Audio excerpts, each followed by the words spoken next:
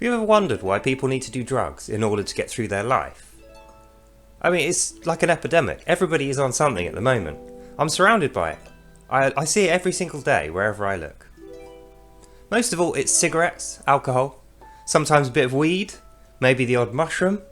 But then you have people on pills, speed, people snorting tons of coke, some even putting it in a crack pipe and smoking it until their eyes roll around inside their head. And then you have new things like barbiturates, fentanyl, medical drugs that are getting abused. Why do people do these things?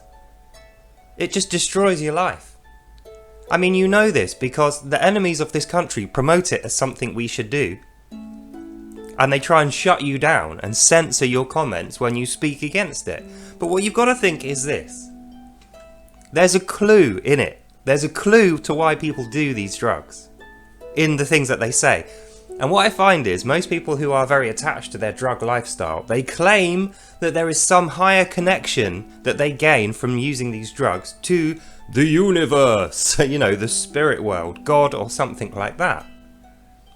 But they don't think if you have a connection to the spirit world, the universe or God, you shouldn't need to buy a ticket from a drug dealer in order to get a few hours of that connection and then feel terrible on the drop when you come down from these drugs later on. But they're searching for that thing because that's the thing they've attached to it. When they feel good, they attach that good feeling to God or a spirit of some kind. You know, the universe is what they call it when they don't know what it is, or they're scared to admit what it is. So I suppose the conclusion I'm trying to get to is this, ladies, gents and Pikachus. If you want to have that connection with God, the universe, the spirit world, you know, if you want to have inner peace and you want to understand the strange things that happen in the world that have no explanation, and you're doing drugs in order to try and, you know, maintain that connection to get there, but you're feeling unfulfilled most of the time, you know, because these drugs wear off and you build up a tolerance. You can't do them all day, every day. They just don't work. If you want that connection without having to waste all your money buying horrible drugs off criminals and putting them in your body, there is a way. You have to search for it, but you have to do this while you're sober. And I can already hear you going, but it's painful, it's difficult, Daily, I don't want to do it. Well, of course it's difficult and painful because you're going to have to come off the drugs and the drink first in order to do the searching. I look at it like this. If God were to appear to you right now, sat next to you on your sofa, and talk to you personally, one-to-one, why would you want to be drunk or on drugs? You wouldn't be. So if you go out looking for God, or the spirit world, whatever you want to call it, that's the reason you need to be 100% sober in order to find him. Because he doesn't want to be found by you while your eyes are rolling around in your head from crack. All you're going to find in that state is demons. Horrible things are going to happen. Your life is going to nosedive. But if you put the effort in to stay away from these things and show you're willing, if you are truly, honestly, sincerely searching for the universe, the spirit world, God, then you will find him. That's what happened to me. I used to be a drug addict as well. In fact, I still use one of these. This is the come down for me. After years of doing drugs, now I don't drink, don't smoke, don't do weed, don't touch anything else. But I still have this.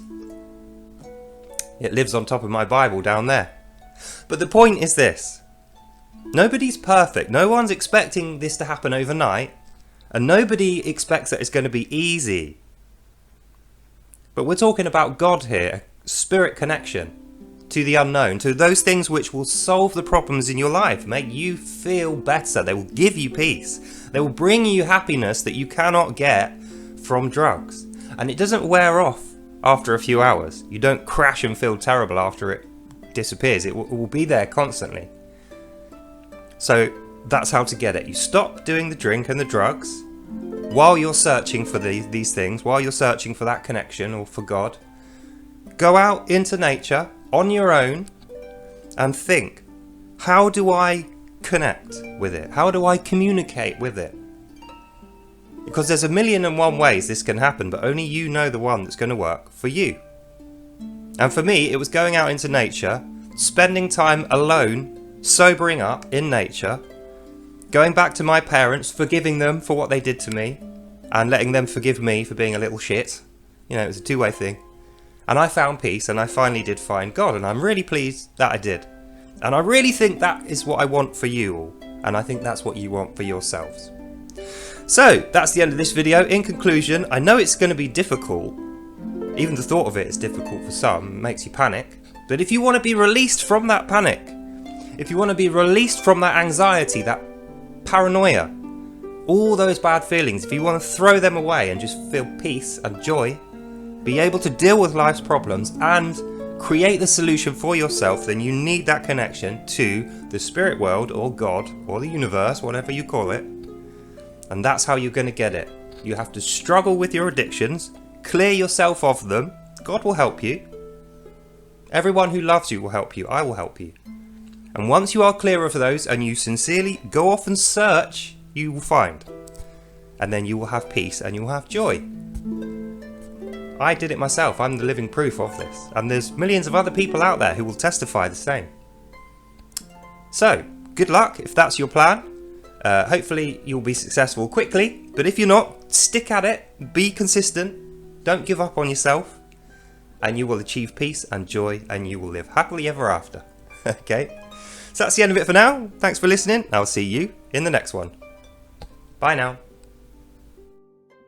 When you achieve this lofty goal, you'll find sobriety feels better than being high. That's all for today. Thanks for listening, and I'll see you in the next one. Bye now.